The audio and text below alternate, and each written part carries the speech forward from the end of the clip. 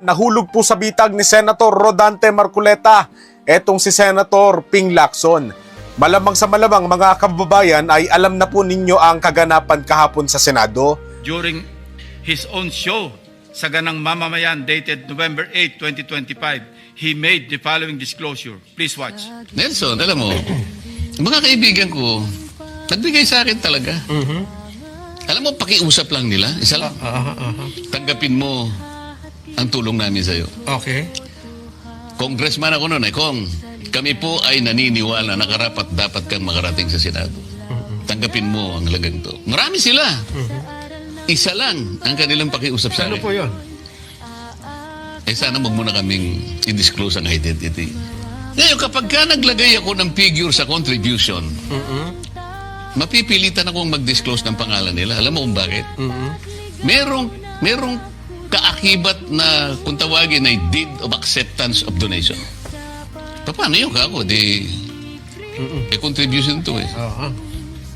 Hindi, sabi niya, binigay ko nga sa'yo contribution pero utang na loob mo sa akin yan.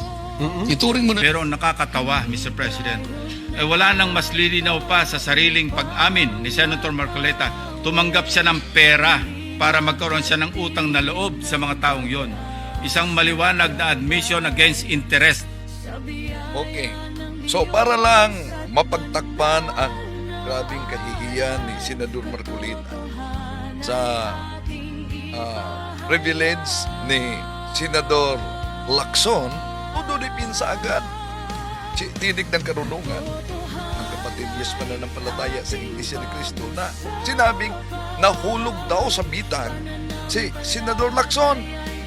Pero sandali, ano ba ang papel ng isang mambabatas? Gumaba ng batas para sa kapakanan ng bayan o maglatag ng bitag o patibong para sa kapwa niyang mambabatas?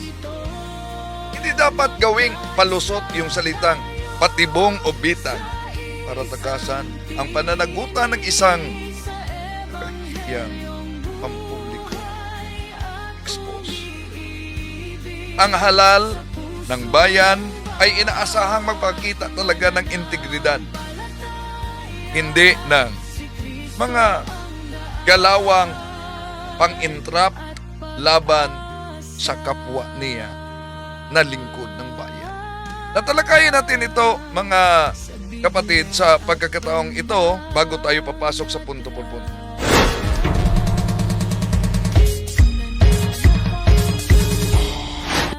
Kumusta? Welcome. Muli, ito yung lingkod Brad Wendell Talibong, kasama ninyo sa pagkakataong pagkataong ito, mga kapatid. Sa mga suki nating taga-subaybay, inaniyahan natin ang ating mga suking taga-subaybay na huwag kalimutang pindutin ang like sa ating live. At kung bago ka lang, huwag kalimutan pindutin ang like at mag-subscribe at pindutin ang bell button para updated kayo sa ating talakayan, mag-comment at i-share. Kung saan man kayo ngayon nagsubaybay, inaniyahan din natin ang ating mga suking taga-subaybay. Huwag kalimutang i-comment ang lugar kung saan kayo nagabase ngayon sa iba't ibang bahagi sa ating bansa, at lalo na sa mga suking taga-subaybay sa iba't ibang bansa sa ating mundo, mga OFW. Welcome sa lahat natin mga taga-subaybay, sa ating mga kapatid, nagsubaybay. Si Iluminado Agabaw Jr., dinilit ni Nightbot ang kaniyang comment. Huwag i-capital letters, bawal yan. I-Nightbot ang nagbantay diyan, bawal talaga. Puro capital letters. So, welcome sa lahat na mga pumasok dito. Praise Santo. Si Pasito, si Erlinda Lapay, Rosar, si Bro Ferds,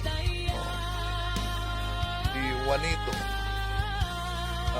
si Paraniaki, Paraniaki, si Jima, Impalmado, at sa lahat ng mga sumusubaybay natin ngayon. Atin munang tatalakayin itong mainit na isyu kaugnay sa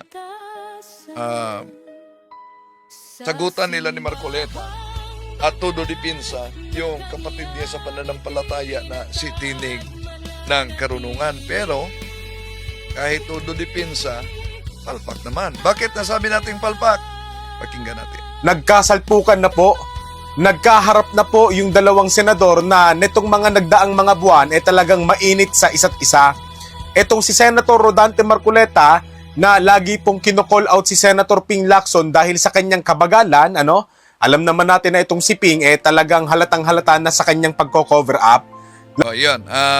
Isa-isahin natin ito mga kapatid, ang propaganda nitong si Tinig ng Karunungan na isang kaanib sa Iglesia ni Cristo at kapatid ni sa pananampalataya ni Senador Marcoleta, na ayon sa kanya na nagsalpukan na raw umano at nagkaharap na sina Senador Marcoleta at Senador Lacson.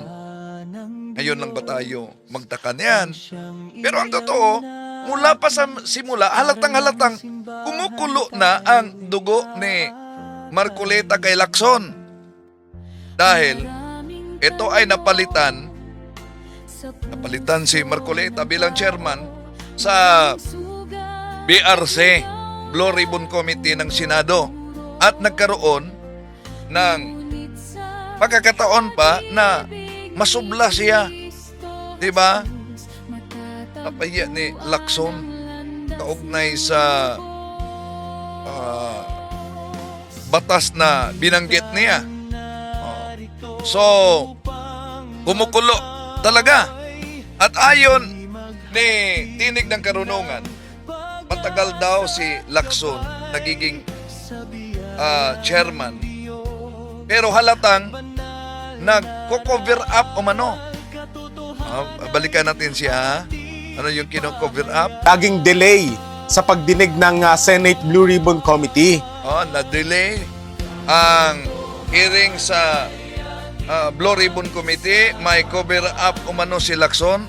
Pero kung talagang may nangyaring cover up si Lacson, edi malinaw ang tanong, sino ba ang kino-cover up ni Lacson? Sa kabilang banda, tingnan natin ang nangyari kay Marcoleta. Di ba gusto niyang gawing state witness yung mga diskaya at tinututulan pa niya yung usaping restitution, yung pagbalik sa perang nakuha galing sa korupsyon. So, ano ang ibig pahiwatig niyan? Ibig sabihin, kapag ginawang state witness ang mga diskaya, dahil yun ang kagustuhan ni Marcoleta noon, maaari silang magkaroon ng immunity sa kaso. At kung tutol pa siya sa restitution, yung pagsauli sa pera na nakuha galing sa pangnanakaw, may posibilidad na hindi talaga maibalik ang pera na galing sa korupsyon. At kung mangyari ang gusto ni Senador Rodante Marcoleta, hindi ba parang nakikinabang pa sa perang nakuha sa korupsyon ang mga diskaya? Sa halip na managot, sa halip na ibalik ang pera sa bayan. Okay. Ang sabi niya, na-delay daw. Balikan natin Out si Senator Ping Lacson dahil sa kanyang kabagalan, alam naman natin na itong si Ping talagang halatang-halata na sa kanyang pagko-cover up. Laging delay sa pagdinig ng Senate Blue Ribbon Committee.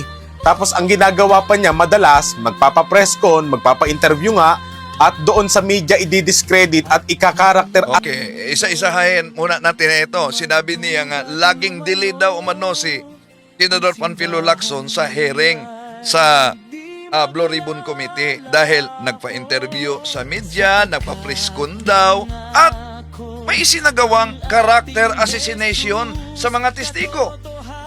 Pero ang tanong, asan ang ebidensya na ginawa yung character assassination habang nagsagawa ng preskon, habang nagsagawa ng interview sa media?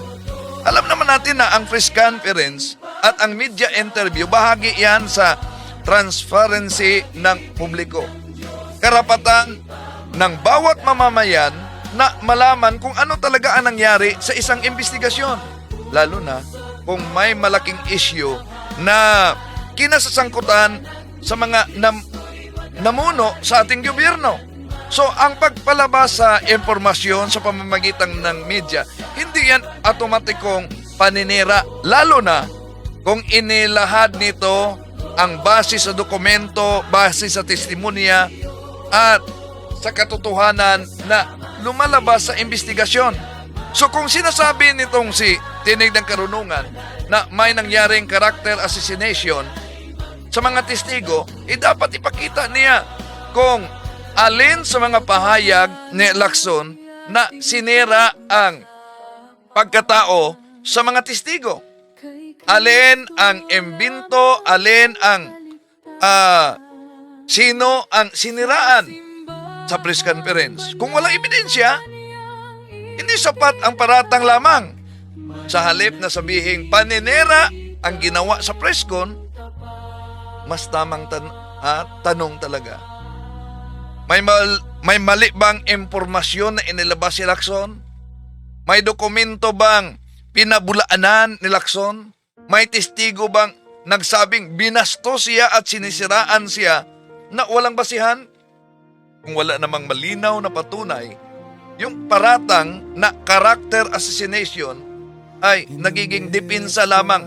Depensa upang ilihis mula sa tunay na issue. Okay, ano daw? Mabagal. Mabagal daw. Assassinate yung mga testigong lumalantad na pati si Senator Rodante Marcoleta ay pinipilit niyang siraan ang imahe. Lagi niyang Si Marcoleta nga ang tahol na tahol. Siya ang mga gumagawa ng privilege speech at sa kanyang programa sa INC-TV, grabe din ang kanyang paninira. At sabi pa niya, sino ka ba? Yun miyembro siya sa komite, pero kaugnay sa usapin, sa programa, sabi niya para kay Lacson, sino ka ba? binibigyan ng malisyosong konteksto yung mga bagay-bagay patungkol dito kay Senator Rodante Marcoleta. Samantalang itong si Senator Rodante Marcoleta, ang lagi niyang puntos sa programang Saganang Mamamayan at pati na sa iba pang pagkakataon, yun yung kabagalan ni Senator Ping Lacson dyan sa pagiging chairman niya ng Senate Blue Ribbon. Okay, dito muna tayo. Yung kabagalan ni Senador Lacson, lilinawin natin. Kung sinabi niya na mabagal si Senador Lacson bilang chairman sa committee ng Blue Ribbon Committee, ang mahalagang tanong dito, kung mabagal si Senador Lacson, bakit hanggang ngayon hindi lumagda si Senador Rodante Marcoleta, kapatid mo sa iglesia, sa committee report ayon mismo sa privilege speech ni Lacson?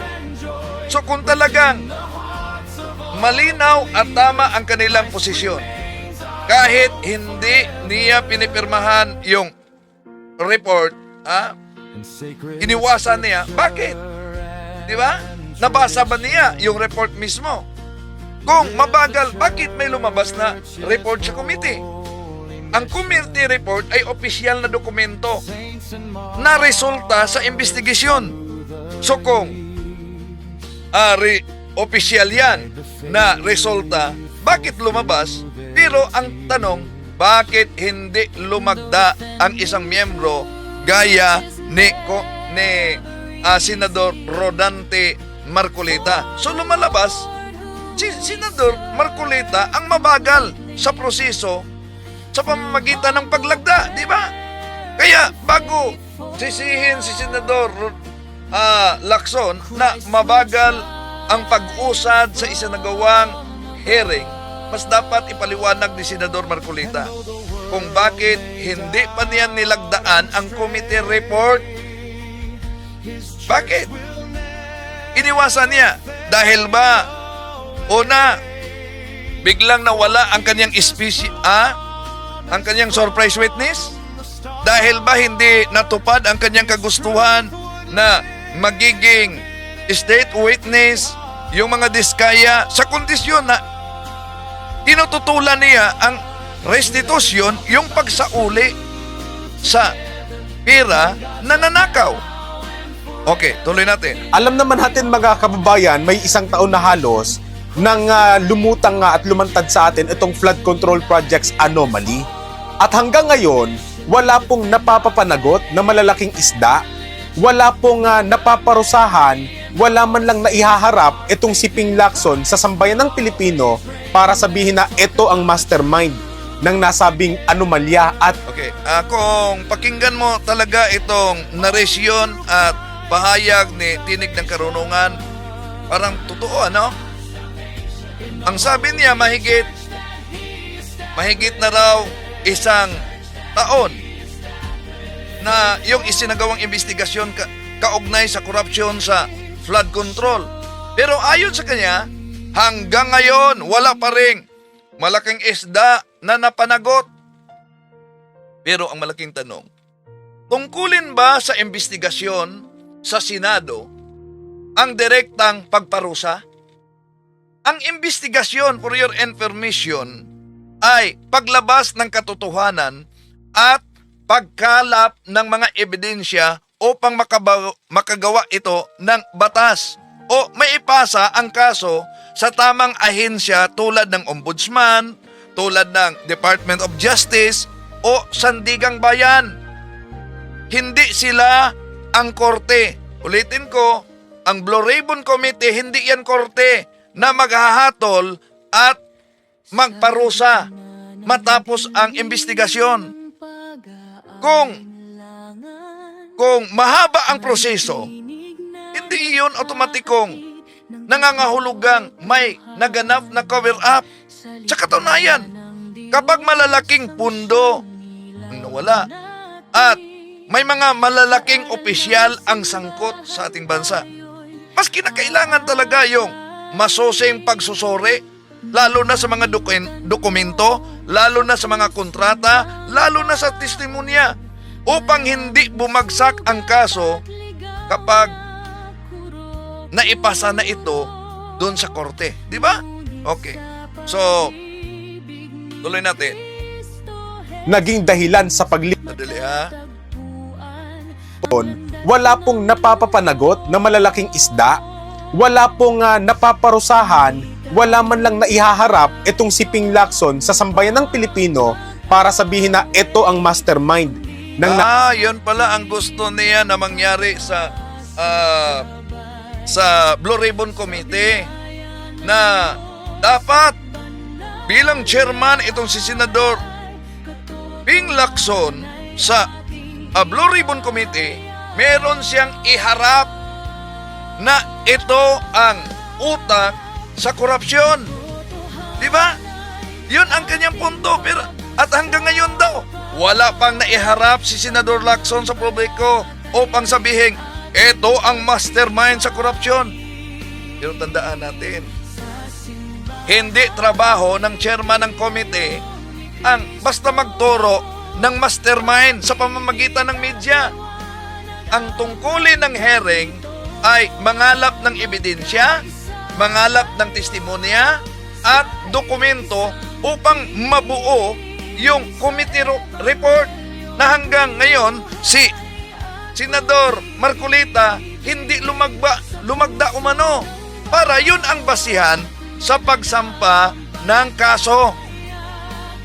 So, kung maglalabas agad ng pangalan, lalo na ang chairman sa committee, nang walang kumpletong ebidensya, anong mangyari? Maaari itong maging trial by publicity at posibleng bumagsak ang kaso sa korte. Kaya nga, dumaan ito sa investigasyon, pagkuha ng salaysay, ang pagsusuri ng mga dokumento bago ituro kung sino ang tunay na may pananagutan talaga sa nito. Sa madaling salita, ang paghanap ng mastermind ay resulta ng investigasyon, hindi sa pamamagitan ng ilantad ito sa press conference. So kapag kumpleto na ang ebidensya at nabuo na ang committee report, doon pa lamang maaring malinaw at maituro kung sino ba ang mananagot nitong malawakang korupsyon, pagnanakaw sa pera sa kaban ng ating bayan. Okay, ituloy natin ang pahayag ni Tinig ng Karunungan. Sabing anomalya at naging dahilan sa paglimas ng kaban ng ating bayan.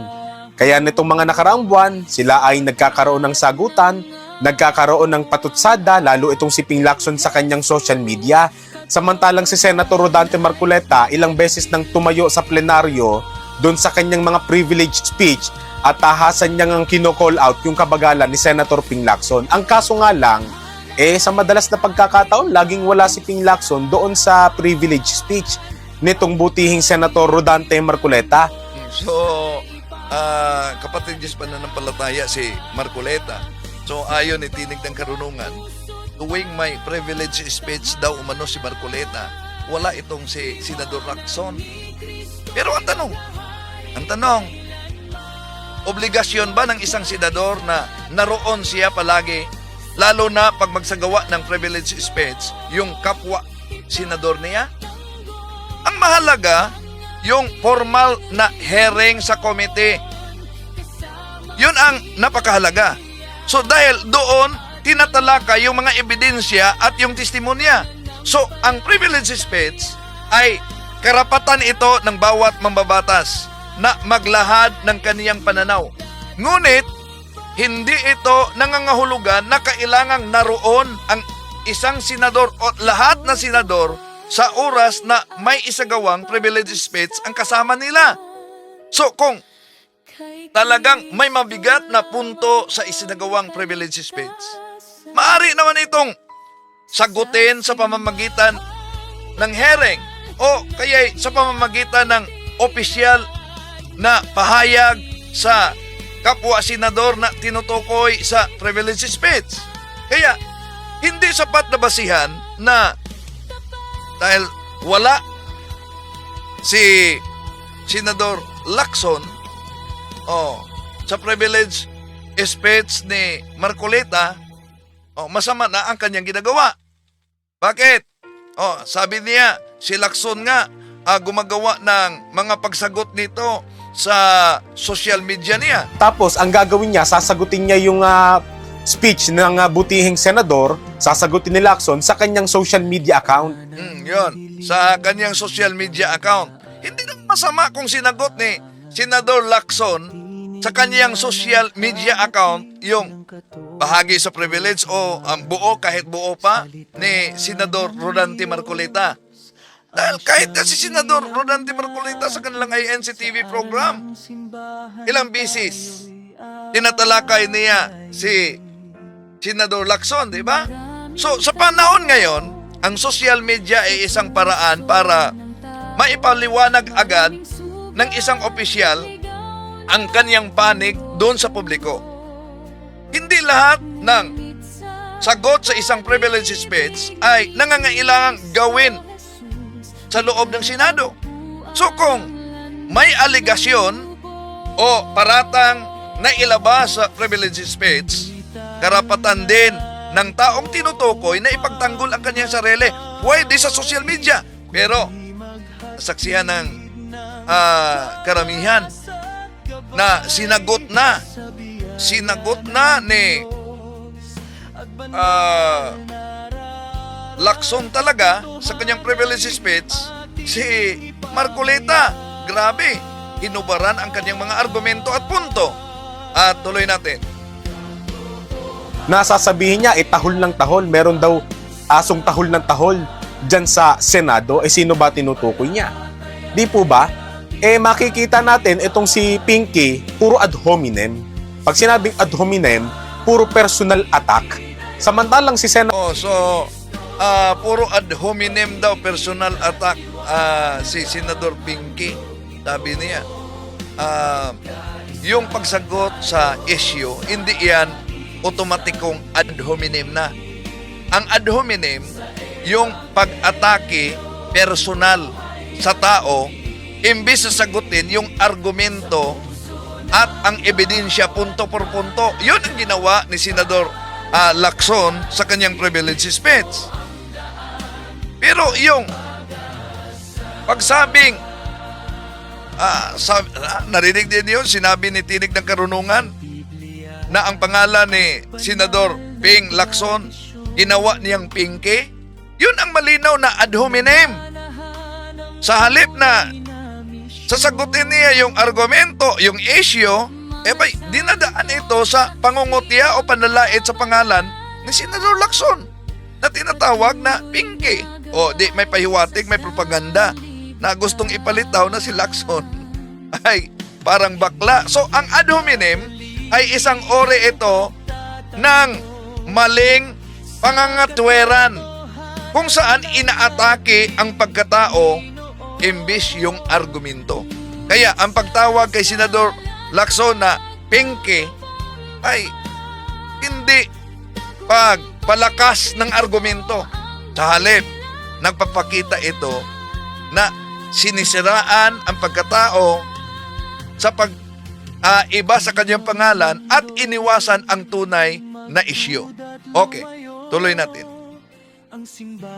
Rodante Marcoleta, yung kanyang mga puntos ay yung mga mahahalagang bagay na dapat pagtuunan ng pansin ni Ping Lacson bilang chairman nga ng Senate Blue Ribbon Committee. Yung mga puntos na yon na laging pinababayaan ni Ping, na para bagang nagbubulag-bulagan lagi si Ping, nagbibingi-bingihan lagi. Yan. Parang nagbulag-bulagan lang umano, nagbingi-bingihan lang.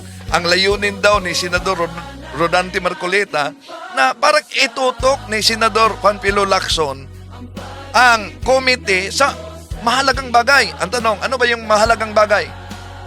Ang mahalagang bagay, of course, yung paglitaw sa kanyang surprisang witness. Sino? Si Orly Gutesa, di ba? Isang mahalagang bagay na dapat alam ng lahat na ang Senado ay nag-offer ng security kay Gutesa. Hindi yan tinanggap ni Gutesa. Pagkos, lumagda siya ng waiver. Anong purpose? Para hindi siya bigyan ng security. Dahil para sa kanya, okay lang. So, pangalawa, ano ba ang mahalagang bagay para kay Marcoleta? Yung mga diskaya, gawing state witness, yun ang mahalagang bagay. At hindi sila, tutulan niya yung restitusyon pag sa uli, sa nakaw ng pira. So, ang malaking tanong dito, kung mahalaga talaga ang gusto ni Senador Marcoleta, bakit, ito itanong, bakit hindi siya lumagda sa committee report? Sa proseso ng Kongreso, ang committee report ay opisyal na dokumento. Di ba? Yun ang sinabi ni Senador Lacson sa kanyang privilege speech na hindi nilagdaan ni Marcoleta ang naturang committee report. So ang pinakalohikal na hakbang ay dapat lagdaan talaga, miyembro siya. Kung siya ay nagpakita ng kanyang paninindigan at pananagutan sa resulta ng naturang investigasyon. So, kung hindi siya lumagda at hindi umano nalagdaan pa, so, dalawang posibilidad ang lumalabas.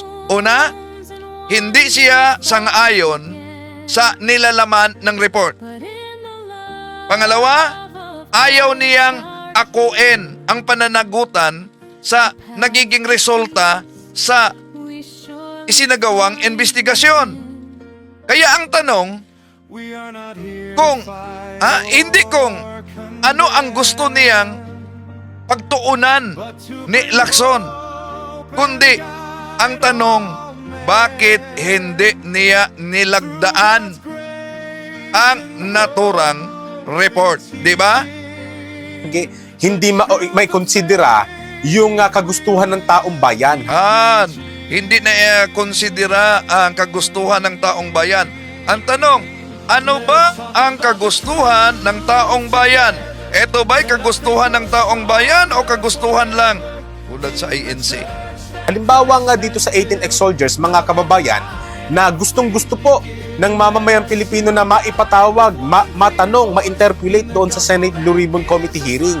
Pero ang ginagawa ni Ping, kasama itong si Tuta Soto, si Tito Soto, lagi nilang kung ano-anong paninira ang sinasabi nila sa media. Yun. Laging ano-anong paninira. Paano siniraan itong 18 na nagpakilalang dating Marines na nakumpirma sa Armed Forces of the Philippines, 4 sa kanila hindi totoong sundalo? Yeah? Nagbulag-bulagan daw si Lacson at si Soto. Iniba din niya ang pangalan ni Soto. Dahil itong nagpakilalang 18 dating Marines na nais daw umanong sa taong bayang mapatawag sa Senado. Pero tandaan natin, ang punto dito ni Senador Lacson bilang chairman sa committee, sa Blue Ribbon Committee, napakasimple lang. Kailangang suriing mabuti ang testimonya at ebidensya bago gamitin yung Senado bilang entablado ng mga akusasyon. Ayaw niya magamit ang Senado sa propaganda o sa mga paratang na wala namang matibay na basihan. Kaya nga, ang nangyari, idinulog muna ito sa National Bureau of Investigation upang magkaroon ng maayos at formal na investigasyon. Ngayon, balikan natin ang kaso ni Gutisa. Di ba, noon, ipinipresenta ni Senador Marcolita si Gutisa bilang surprise witness na ayon mismo kay Lacson, hindi yun ipinaalam sa kanya. Basta ipinipresenta na. Ano ang nangyari? Hindi ba kalaunan?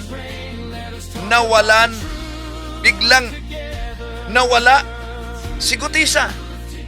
At ang problema, hindi tumulong si Marcolita umano sa paghanap kay Gutisa para muling ibalik ito sa Senado. So kung tunay na mahalagang testigo si Gutisa, ang tanong, bakit hindi pinagsikapan ni Senador Rodante Marcolita na maibalik si Gutisa sa Senado upang mapatunayan muli yung kanyang mga aligasyon? Sa halip na akusahan si Senador Lacson na nagbulag-bulagan, mas makabuluhang itanong yon, bakit si Gutisa na surprise witness hindi kayang ibalik ni Marcolita? Ang sabi niya, hindi, natatakot kasi. Bakit natatakot? Nanganganib ang buhay. Bago yung sinabing nanganganib ang buhay, may offer ang Senado para sa kanyang security. Ang tanong, bakit hindi nag-advise si Marcolita bilang siya mismo ang nagdala kay Gutisa na kanyang surprise witness na tanggapin yung offer ng Senado?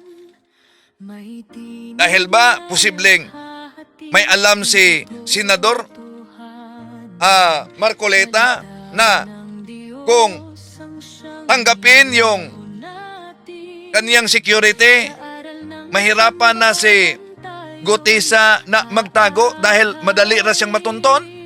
Di ba? O, bakit ayaw ni Gutisa at ang nangyari pa, siya'y lumagda mismo ng waiver. Lumagda siya ng waiver na hindi tanggapin yung inaalok na security protection para sa kanya. Anong nangyari? Hindi ba si Gutisa mismo hindi nag-advise si Senador Marcoleta na tanggapin niya para sa seguridad niya. Kung talagang may banta sa kanyang buhay, bakit niya tinanggihan yung proteksyon na kusang ibinigay ng Senado? Bakit? Yun ang dapat sagutin din. Okay, tuloy. Bakit hindi na lang ninyo isalang sa Senate Blue Ribbon para doon na magkaalaman, di po ba? O ngayon, si Ping siguro hindi na nakapagtimpe. Nagkaroon na rin ng privilege speech sa plenaryo habang nandun si Senate. Bago dyan. Oh, bakit daw umano hindi agad isalang itong 18 na ex-Marines? Lilinawin natin mga kapatid. Una, kung iisalang ito na walang pagbusisi mismo sa kanilang pahayag at kanilang mga ebidensya, may posibilidad na magiging tulad ito kay Gutisa. Ang gusto nila, itong si Tinig ng Karunungan na isang kaanim ng ANC, bakit daw hindi agad-agad isalang sa Blue Ribbon Committee itong 18 na nagpakilalang ex-Marines, at bakit paulit-ulit na sinabing ex-Marines ito na itong 18 na nakumpirma na ang 4 ay hindi pala mga sundalo. So, ang tanong, handa na ba ang kanilang testimonya? May sapat bang ebidensya at may verifikasyon ba? Hindi basta-basta na maaring isalang na lang sa pagdinig ang mga testigo kung hindi pa nasore ang kanilang mga pahayag. At kapag ginawa iyon, may panganib. Anong panganib? Na magamit ang hearing sa Senado bilang entablado sa propaganda o paninira, imbis na maging seryoso ang investigasyon. Kaya may proseso tulad sa naunang verifikasyon at investigasyon sa ahensya ng National Bureau of Investigation upang matiyak ang pahayag mismo ng mga testigo na may kredibilidad at ang kanilang mga salaysay at ang kanilang mga ebidensya na dapat suportado ito ng matibay na ebidensya. So, kapag hindi ito magawa, at agad-agad isalang na lang sa Blue Ribbon Committee, maaaring mauwi ito lamang sa haka-haka, drama o scripted o political propaganda tulad sa nangyari kay Gutisa, di ba? O, anong nangyari ngayon? Alam niyo, ang nangyari ngayon, gusto ng NBI na ma-interview bawat isa nitong nagpakilala na 18 ex-Marines. Ito ang resulta, sabi ng NBI, So, I'm sure narinig niyo po yung mga sinabi po ni Atty. Baligod. Ano pong reaction niyo?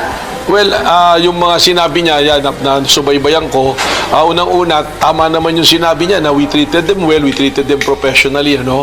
Pero yung sinasabi na hindi sila, sila ay witness, kasama yon sa tinitingnan natin, they can be a witness, but as of now, there are persons of interest kung ano yung mga participation nila. Yun na nga basically yung ginagawa natin. At salamat naman, nag-cooperate sila sa investigasyon na to, dumating sila at babalik sila sa 17 para ibigay yung kanilang pang mga testimonya. Kasi ang nangyari ngayon, ibinigay lang nila yung mga background lang nila, yung personalities nila. Now, of course, we will validate it also with other agencies.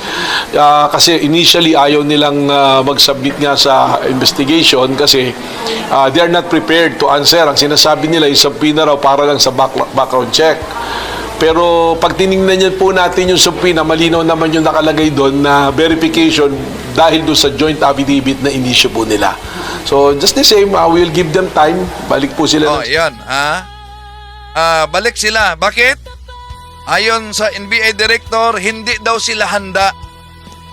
Ba't hindi sila handa? Kung may personal knowledge sila. Ang nangyari, ayaw talaga ni Attorney Topacio, abogado nila, na isa-isahin sa pag-interview itong 18. Ito, Ombudsman has deputized the NBI to investigate. But outside of the Ombudsman's deputization, the NBI also has plenary power to investigate matters, motu proprio. And so, please don't Sa NBI na ito ha, sa NBI, ang NBI mismo, isang abogado ng NBI, nagpaliwanag na gusto nilang ma-interview isa-isa. Kahit pa sumama si Topacio. Pero ano nangyari? the impression na all this is just because of the issue of the alleged King Marines. No? So, this can go beyond that. So what are you exactly investigating with respect to Okay, sige. You tell me, because you're being overbroad. You can tell me ganyan. So, ganito na lang, sir. So, we have prepared individual interview rules for We do not consent. Oh, yun. So, gusto talaga may interview ng NBI bawat isa. Ang tanong dito, bakit ayaw ni Topacio? Dahil hindi pa sila handa. We made it clear. We do not consent. You may accompany your client. No, for Oh, so pwedeng samahan pa umano yung mga sundalo sa interview. Pero hindi talaga sang-ayon si Topacio. we do not consent. We want to make that clear. We do not consent. Which part of no? We do not Oh, so ayaw talaga niya na ma-interview ng NBI bawat isa. Bakit ba? Ha? Gusto nilang isalang agad sa Blue Ribbon Committee, pero itong ahensya na ito na nagsusuri kung ito bang kanilang pahayag ay tama ba, matibay ba ang ebidensya, isa-isahin sila sa pag-interview. O, si Attorney Topacio mismo, narinig ninyo, ayaw niya. consent. We interview the law. We want to leave, and there is nothing in the law that will prevent you from us leaving here now. Oo, uwi na talaga umano sila. Wala daw umano sa batas yan. Napigilan sila. If that's the case, sir, then If you please want, have you it can on issue record. us other subpoena for another thing as long as it is relevant.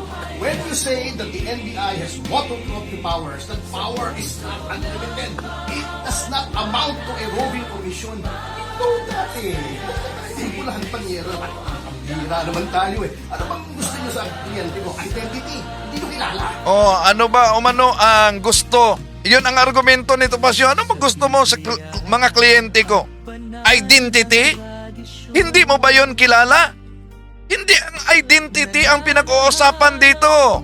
Ang pinag-uusapan dito, sinusuri ng National Bureau of Investigation kung etong kanilang pahayag, hindi lang basta pahayag, meron bang suporta na ebidensya? Anong kinatatakutan ni Topacio dito? I mean, not to be condescending, but hindi nyo kilala. Oh. Ganito, sir. We can answer those questions in the right forum. We have an interview room where you We may be do not. present. No. Oh, gusto talaga ng NBI na ma-interview bawat isa. Pero ayaw talaga ni Topacio, di ba? Kasi you want We are answers to not your going to be questions, sir. interviewed. We are not going to be interviewed. President Mundo, you said not plenary power. Oh, kayo, anong masasabi ninyo kaugnay dito? Ha? Na gustong ma-interview. Ano bang kinatatakutan kung isa-isahin sila sa pag-interview? Meron silang joint affidavit. Tama naman, pinapayagan naman yung joint affidavit sa kondisyon na yung mga nagpakilalang witnesses, pareho-pareho silang nasaksihan. Pero kung iba-iba ang mga pangyayari, hindi yan pwede sa joint affidavit nila. Yeah? Kaya dito, tinitest nila sa NBI yung credibility at ebidensya. Kaya gustong ma-interview isa-isa. Pero napansin nyo, ayaw talaga ni Attorney Topacio dito. Oh. As the National Bureau of Investigation. Can you imagine, you're going through budget deliberations in Congress. You're spending resources of your government investigating a non-crime. Walang krimen dito. Oh, si dating congressman ang walang krimen. Hindi krimen ang pinag-uusapan dito, kundi ang credibility ng mga nagpakilalang witnesses. Kaya para ma-confirm ito, kung sila ba'y totoong nagsabi ng katotohanan, gustong ma-interview ng NBI isa-isa. Ang tanong, bakit kaya takot sila na ma-interview? Kaya May reaksyon ng isang abogado kaugnay dito. Attorney Topacio, ayaw ipa-interview ng hiwa-hiwalay ang 18 Marines. So, pinatawag ng NBI ang 18 Marines. Kukunan dapat sila ng hiwa-hiwalay na salaysay. Pero ayaw pumayag ng abogado nila na si Attorney Ferdy Topacio. Hindi daw pwede yun. Tama ba siya? Well, sa totoo lang, walang mali sa pagkuha ng hiwa-hiwalay na statements. Normal yan sa isang investigation.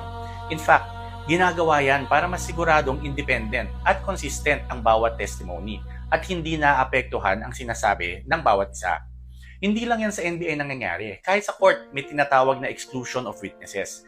Ibig sabihin, pinapalabas muna ang ibang witnesses habang nagtetestify ang isa. Ginagawa ito para hindi nila marinig ang testimony ng iba at para hindi nila ma-adjust ang kwento nila para tumugma sa sinabi ng iba. Simple lang ang logic eh. Kapag magkakasama ang mga witness bago magsalita, may posibilidad na magka-impluwensyahan ang kanilang salaysay. Pero kung hiwa-hiwalay ang pagkuha ng statements, mas madaling makita kung totoo ba at consistent ang kanilang mga kwento. Ngayon, si Attorney Topacio tumututol. Bakit? Ano bang kinakatakutan niya? Dahil kung totoo ang sinasabi nila, hindi dapat problema kung magkakahiwalay silang magsalita. Natatakot ba siya na magkagulo at hindi tumugma ang mga kwento ng bawat isa? Yan ang dapat sagutin ni Atty. Topacio. Ano ang kinatatakutan niya na ma-interview isa-isa? Dahil ang ginawa mismo ng ang proseso ng NBI, National Bureau of Investigation, mga kapatid, yung verifikasyon at investigasyon sa bawat isa sa kanila sa pamamagitan ng NBI upang matiyak na ang mga testigo ay may kredibilidad at ang kanilang mga salaysay ay suportado talaga ng ebidensya. Kapag hindi ito magawa at sila'y isalang agad sa Blue Ribbon Committee, maaaring mauwi talaga sa haka-haka o propaganda, di ba? Tulad kay Gutesa. Ano nangyari kay Gutesa? So, ano nangyari? Ito ang pahayag ni Lacson kay Gutesa. Asan ba yun? Ito pala. Ang masama, Mr. President, tinanggap naman natin sa record ang testimonya ni Mr. Gutesa. Hindi pa rin tumitigil sa kakareklamo si Senator Marcoleta. Mr. President, ang tunay na issue hindi ang forged na affidavit kundi ang biglaang pagtatago at pagkawala ni Gutesa. For the information of this body, Mr. Gutesa, who was presented as a witness by Senator Marcoleta, has been unavailable since his initial appearance. Moreover, the committee made the option for Senate protection available to him, but he declined as evidenced by his signed waiver. And we are dutiful in locating him, Mr. President. Pinuntahan namin ang lahat ng addresses para mayabot ang imbitasyon ng komite and even rigorously visited our CCTV camera footage. Again, displaying his obsessiveness for the nth time, Senator Marcoleta even lambasted me by implying that I was surveilling his office. Galit na galit.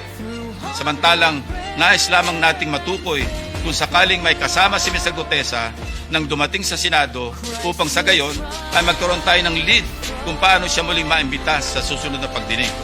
Hindi ko na nga pinalaki ang aking mga obserbasyon sa paksang ito, Mr. President. Sa halip, sinubukan pa rin naming hingin ang kanyang tulong sa paghahanap kay Sergeant Gutesa. Again, Senator Marcoleta in his TV show ranted against me. Let's watch. Tatanungin ko siya, bakit mo kinur sa akin ito? Iniinsulto mo ba ako? Parang insulto naman sa akin yun. Ba't mo ikukor sa akin? Sino ka ba? I dare ask Mr. Yun parang iniinsulto sa TV program nila yan. Sino ka ba? Ang chairman sa committee kung saan siya mismo yung miyembro sa committee. Ang sabi niya, sino ka ba? President, if a committee member brings a witness bearing such damaging allegations, does the burden of transparency not follow? Is it not just proper to cooperate with the committee regarding his whereabouts? Why then does Senator Marcoleta find my position so offensive? On many occasions, Senator Marcoleta made statements that undermine the authority and collective integrity of the committee. Mukhang aabutin tayo hanggang bukas kung iisa-isahin ko pa lahat ang katakot-takot na pag-alipusta ni Senator Marcoleta sa komite na kinabibilangan din naman niya on the release of the minority report. tahasang pinagmamalaki ni Senator Marcoleta ang Minority Report for the lack of better term, he said, na kanyang nilabas noong December 10, 2025, na siya ring naging paksa ng kanyang litanya kahapon.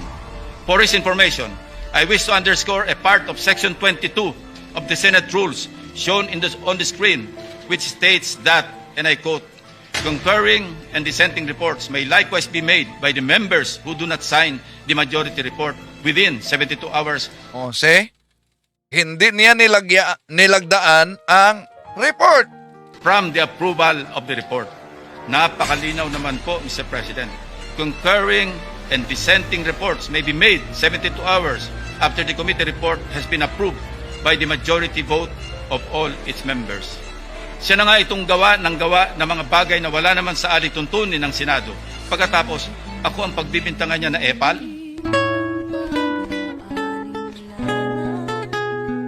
Yan.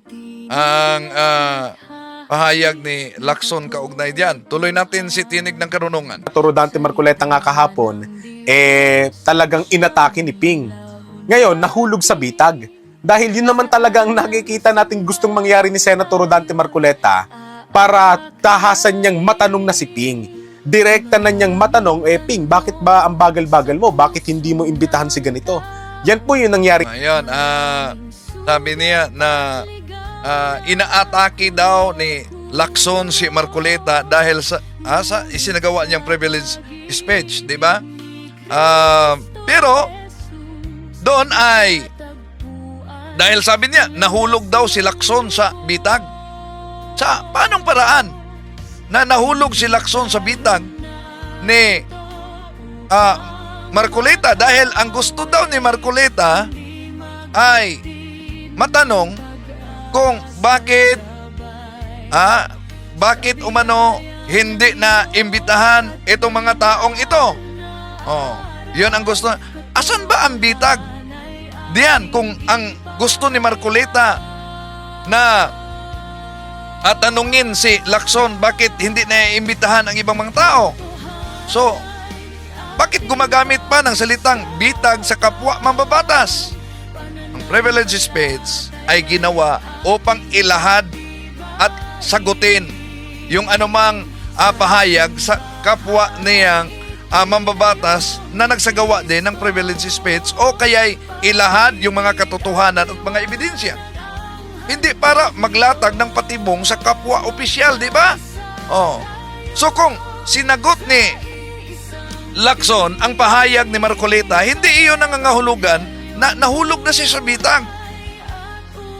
So, maring simple yang pagtugon lamang sa mga paratang at pagsagot para malinawan yung publiko.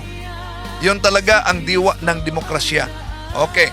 So, tuloy natin siya. Yung debate kahapon na marahil napanood na po ng marami sa inyo. Pero meron po akong ipapapansin sa inyo na isang bahagi nung nasabing sagutan. Na dito talagang masasabi natin na corner si Ping. At wala na siyang magagawa dito kundi sa anong paraan na corner siya? At wala na daw umanong magagawa. Pakinggan natin ha. Na corner si Ping. Oh. At sa anong paraan? Yung sinabi niya na gusto raw ni Senador Rodante Marcoleta na may itanong kay Lacson kung bakit matagal ang investigasyon. Dapat sagutin ni Marcoleta bakit hindi siya lumagda sa resulta sa investigasyon. At, di ba?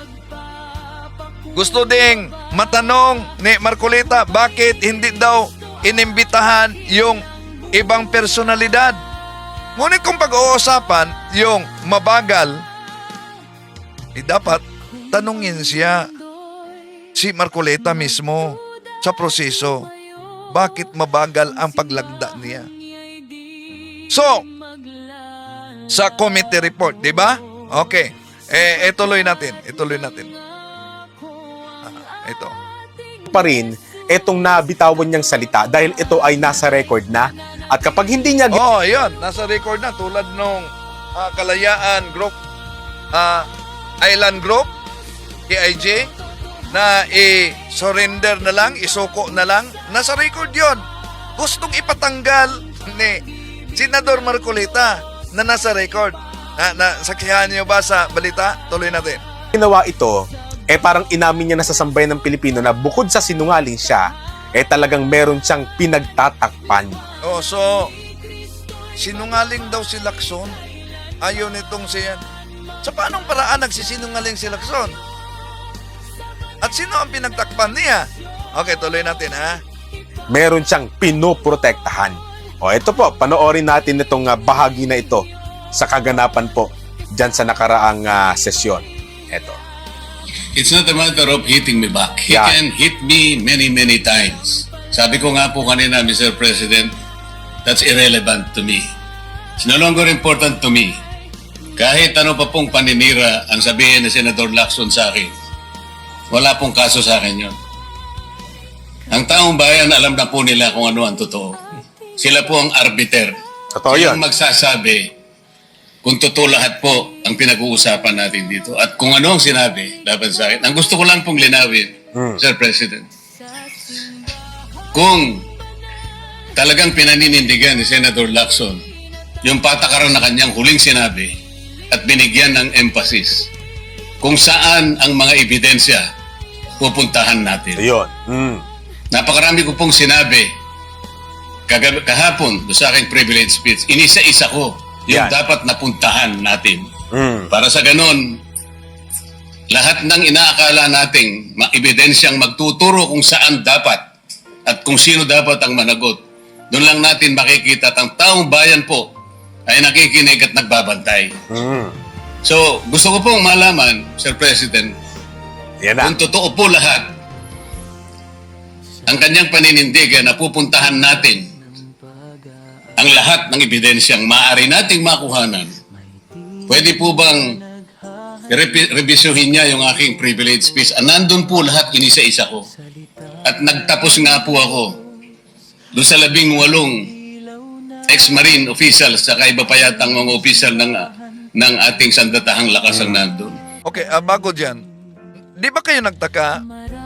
Matapos kinumpirma ng Armed Forces of the Philippines na 4 sa kanila nito na pakilalang 18 na ex-marines ay hindi tunay na sundalo, bakit pa ulit-ulit pa hanggang ngayon ginamit pati na ni Senador Rodante Marcolita na itong 18 ay ex-marines?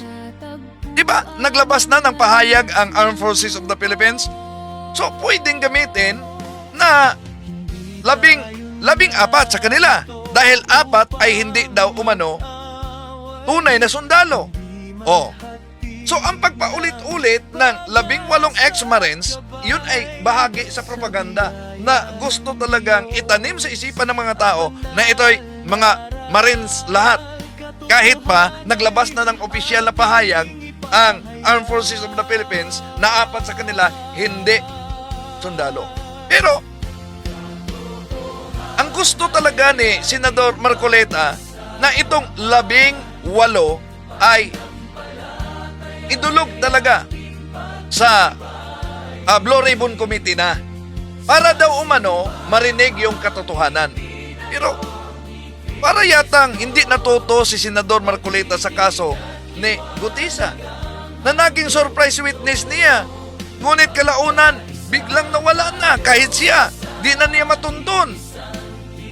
Kaya nga, mas maingat ang pagiging hakbang na isuri muna sa pamamagitan ng NBI ang 18 na nagpakilalang ex-marines upang kilitisin yung kanila mismo mga testimonya, yung kanila mga ebidensya na isang seryosong investigasyon.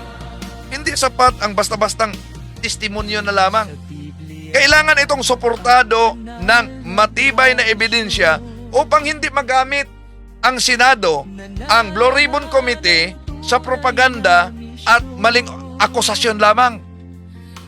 Ngunit ano ang resulta? Ayon mismo ni Attorney Baligod, hindi pa raw handa ang mga ito. So, kung talagang malinaw at matibay ang kanilang mga ebidensya, Bakit hindi sila handa sa investigasyon ng NBI? Balikan natin ang sabi ng NBI Director, ha? So, I'm sure narinig niyo po yung mga sinabi po ni Atty. Baligod. Ano pong reaction niyo? well, yung mga sinabi niya, yan, na subaybayan ko, unang-una, tama naman yung sinabi niya na we treated them well, we treated them professionally, ano? Pero yung sinasabi na hindi sila, na sila ay witness, kasama yon sa tinitingnan natin, they can be a witness, but as of now, there are persons of interest kung ano yung mga participation nila. Yun na nga basically yung ginagawa natin. At salamat naman, nag-cooperate sila sa investigasyon na to, dumating sila at babalik sila sa 17 para ibigay yung kanilang pang mga testimonya. Kasi ang nangyari ngayon, ibinigay lang nila yung mga background lang nila, yung personalities nila. Now, of course, we will validate it also with other agencies. Kasi initially, ayaw nilang mag-submit nga sa investigation kasi they are not prepared to answer. Ang sinasabi nila, yung subpoena raw para lang sa background check. So, yun. Hindi talaga sila handa daw. Pero klaro naman umano ang supina. Kaya nga, nasaksihan ninyo na si Topacio mismo, eto, nakipagdebate sa abogado ng NBI o sa NBI agent mismo. Ombudsman has deputized the NBI to investigate. But outside of the Ombudsman's deputization, the NBI also has plenary power to investigate matters, not to procure. And so, please don't be the impression that all this is just because of each of the alleged hearings. So, this can go beyond that. So what are you exactly investigating with respect to Okay, this? sige. Please tell me, because you're being overbroad. Hindi ganyan. So, ganito na lang, sir.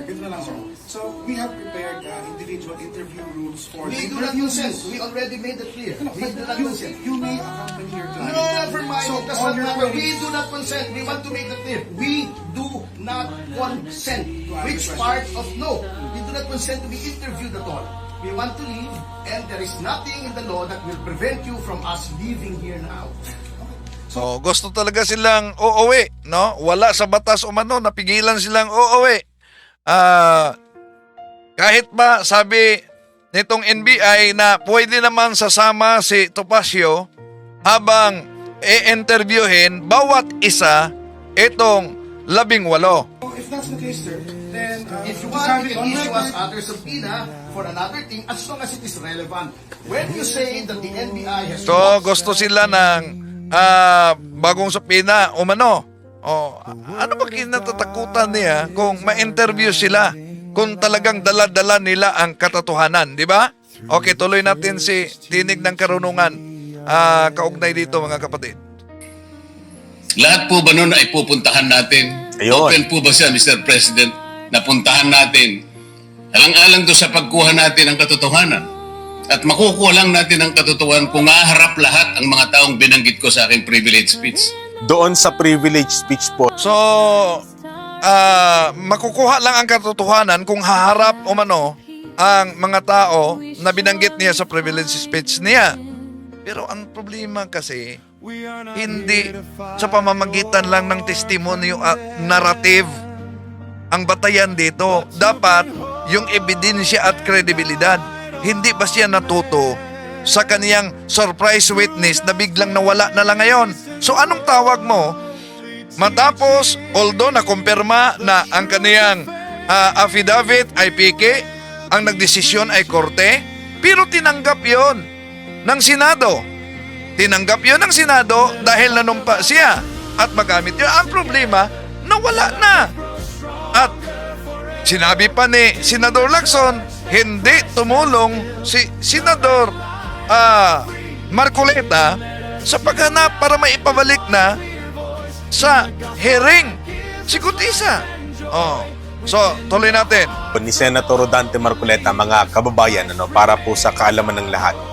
Inisa-isa po ni Senator Rodante Marcoleta doon yung halos lahat ng testigo na lumantad po sa Senate Blue Ribbon Committee mula nung si Senator Rodante Marcoleta ang humawak hanggang si Senator Ping Lacson na po. So, noong panahon Senador Marcoleta na siya'y humawak, mga kapatid, sa Blue Ribbon Committee, di ba gusto niya na magiging state witness ang mga diskaya. At napagdugtong na ito palang kamag-anak ni Marcoleta, asawa ni Marcoleta, ay may kaugnayan sa diskaya, kaugnay sa insurance. Diya? Ngayon, parang nagiging abogado si Marcoleta na ayaw niya ang restitusyon. Yung pagsauli ng ninakaw sa side ng mga diskaya. Abay, anong lalabas diyan na punto? Gusto niya na may immunity sa kaso, pagkatapos makinabang pa dahil hindi pwedeng isauli ang naturang pera? Okay, tuloy natin. May mga pinangalanan din si Senator Rodante Marcoleta dun sa kanyang speech na mga maaaring maging resource person katulad ni Chavit Singson. Dahil ito ngang si Chavit Singson ay inirekomenda ni Senator Rodante. Naalala ninyo na si Chavit Singson, isa sa mga speakers nagsalita sa entablado sa rally ng INC, di ba? Marcoleta dito kay Ping Lacson na baka pwedeng maimbitahan dahil si Chavit Singson nais niyang lumantad sa Senate Blue Ribbon at doon sa Blue Ribbon Committee doon niya sasabihin yung mga anomalya ng pamilya Marcos na nakaugnay sa flood control projects dyan sa Ilocos. Pero hindi nga po yun pinagbigyan. Parang hindi binigyan ng panahon, hindi pinansin, binaliwala lang ni Ping Lacson yung rekomendasyon na yon at hindi ipinatawag si Chavit Singson. Ayan, ang pahayag nila na binaliwala lang ang rekomendasyon ni Marcoleta. O na kung totoong inirekomenda ni Senador Marcoleta na imbitahan itong si Chavit Singson sa hearing ng Blue Ribbon Committee, hindi ibig sabihin niya na otomatikong dapat itong sundin sa chairman na si Ping Lacson. Bakit? Dahil yung isang committee hearing, ang pag-iimbita ng resource person ay hindi lang basta rekomendasyon ng isang membro. May proseso yan na sinusunod na kailangang suriin muna kung may direkta bang kinalaman sa isyo. Yon. Yung taong iniimbitahan tulad sa gusto ni Marcoleta na si Singson. Pangalawa, may maipakita bang ebidensya o testimonya na makakatulong sa investigasyon para matukoy na hindi ba ito pagiging diversion o isa lamang political propaganda yung pagdalo sa inimbitahan. So, kung hindi agad pinansin ni Senador Lacson ang rekomendasyon, posible na hinintay muna niya na mapatunayan kung relevant ba talaga ang pagiging testimonya ni Chavit Singson na gusto ni Marcoleta maimbitahan sa investigasyon. So, sa katunayan, kung talagang mahalaga ang rekomendasyon ni Senador Rodante Marcoleta kaugnay kay Chavit Singson, pwede naman pwede naman niyang itong ipaglaban sa committee deliberation o ilagay sa committee report. So, kung hindi niya ito naisulong, ito, mahirap sisihin yung chairman sa Blue Ribbon Committee. Sa madaling salita, ang rekomendasyon ay hindi utos. At ang chairman ng committee ay may responsibilidad na siguruhing may saysay at may ebidensyang basihan ang bawat taong iimbitahan sa hearing ng Blue Ribbon Committee. Tuloy natin. Sa privilege speech din po ni Senator Rodante Marcoleta, nabanggit din yung mga diskaya na bakit ba ang mga diskaya nung panahon na sila ang nag-a-apply nga ng Witness Protection Program, bakit pahirapan sa kanila? Palibhasa ay tinuturo nga itong si Martin Romualdez pati na si Zaldico noon. Pero pagdating doon kila Bryce Hernandez... bago yan sila si Bryce, no? Bakit daw ang mga diskaya pahirapan ang pagiging state witness nila? Na tinuturo naman si Martin Romualdez, si Zaldico. So bakit daw? Hindi otomatikong tinatanggap ang sinasabing isang gustong maging state witness ayon sa ating batas. Kailangan talagang may collaborating evidence na mapatunayan na hindi yon haka-haka at hindi sila ang pinaka-guilty sa kasalanan. At kailangang suriin ng piskalya o suriin ng DOJ, suriin ng korte kung kapanipaniwala ba ang kanilang testimonya. Kaya, nung binanggit ng mga diskaya, sila si Martin Romualdez, sila si Saldico, hindi yan ibig sabihin na dahil sila ang nagbanggit, yun ay meron na silang mapakitang matibay na ebidensya. So bahagi iyon sa kanilang pagpapaliwanag sa buong chain sa pangyayari na dapat pang imbestigahan at dapat pang suportahan sa matibay na ebidensya. So kung nais ng mga diskaya na maging state witness, ngunit anong nangyari? Totol sila kahit si Senador Rodante Marcoleta sa restitusyon sa pag-uli ng salapi na nakulimbat galing sa Kaba ng Bayan. Malinaw na may malaking problema sa kanilang posisyon. Sa batas, ang pagiging state witness ay hindi lamang tungkol sa pagbigay ng testimonya. Kadalasan, may nakaakibat ito na pananagutan, lalo na sa pagsauli ng anumang illegal na nakuhang pera o benepisyo sa ating gobyerno. Ang tanong ngayon, ano ba talaga ang gusto nila? Kung ang hinihingi nila ay immunity sa kaso at walang restitusyon, ibig sabihin pagsauli sa pera na nakulimbat sa Kaba ng Bayan, lumalabas na parang gusto nilang makaiwas sa parusa habang hawak pa rin nila ang pirang dapat ibalik nila sa bayan. Hindi ito ang diwa ng pagiging state witness.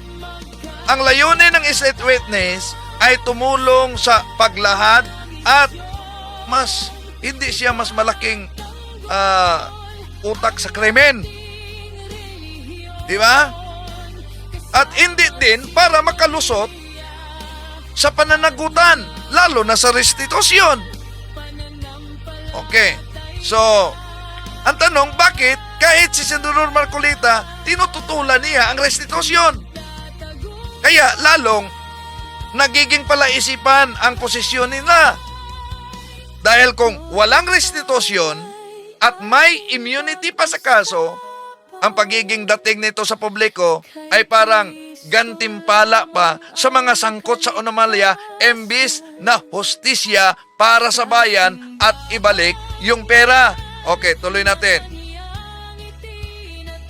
Henry Alcantara na ang tinuturo ay sila Jinggoy Estrada, sila Joel Villanueva, sila Bong Revilla, bakit ang bilis na maisa lang sa Witness Protection Program? Lumalabas talagang selective, namimili talaga ang bahagi o side ni Ping Lacson.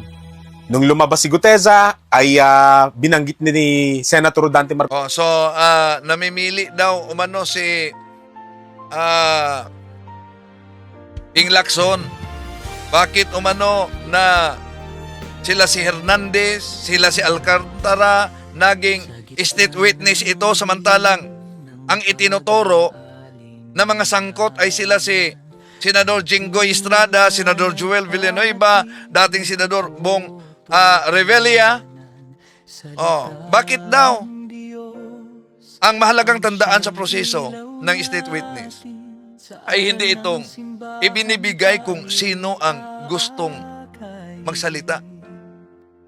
May malinaw na pamantayan sa ating batas. Una, hindi siya ang pinakautak, hindi siya ang pinaka-mastermind sa krimen. Kailangan ang kaniyang testimonya para mapatunayan ang mas mabigat na sangkot sa krimen. At handa siyang magsabi sa buong katotohanan at makipagtulungan sa investigasyon. May hakbang siya na ginagawa para itama yung mali. Yun ang doon na papasok yung restitusyon, yung pagsauli ng ari-arian at pera. At sa kasong nila ni Hernandez at ni Alcantara, nagsauli sila ng sasakyan, nagsauli sila ng milyon-milyong halaga ng pera. Kung tinututulan ito ni Senador Rodante Marcolita, edi walang masauli na restitusyon galing nila ni Alcantara at ni Hernandez kung nagpatuloy si Marcolita bilang chairman sa Blue Ribbon Committee dahil ayaw niya ang restitusyon. Pero may nasauli na. Di ba? So, ibig sabihin, kinikilala nila ni Hernandez Alcantara ang kanilang partisipasyon at tumutulong sila sa pagbawi ng walang yaman, yung nawalang yaman sa ating bansa, sa ating gobyerno. At napatunayan na hindi sila yung pinaka-mastermind. Pero ang tanong, yung gusto ni, sabi kasi selective umano ang komite ni, hindi yun selective na komite. Dahil sila si Alcantara at Hernandez, naging state witness sila habang ang mga diskaya ay hindi sila nakapasa. Bakit hindi sila nakapasa? Sa restitution pa lamang, ayaw na nila. Di ba? Samantalang sila si Alcantara, sila si Hernandez, pumayag sila. Kaya nakapasa sila. Okay. So, dito lang muna tayo mga kapatid. Pasok muna tayo sa punto por punto. No? Nasa kalahati pa ako sa reaction sa video ni Tinig ng Karunungan. Okay? So, maraming salamat. Atin lang itong tatalakayin. Kaugnay dito, no? Ng mga kapatid. Okay? So, sandali muna. Pasok muna tayo sa punto por punto na ngayon, ha? Okay. May schedule tayo. Renewal ng mga lay ministers sa katedral bukas na. Renewal ng mga lay ministers sa katedral bukas. Renewal ng mga lay ministers sa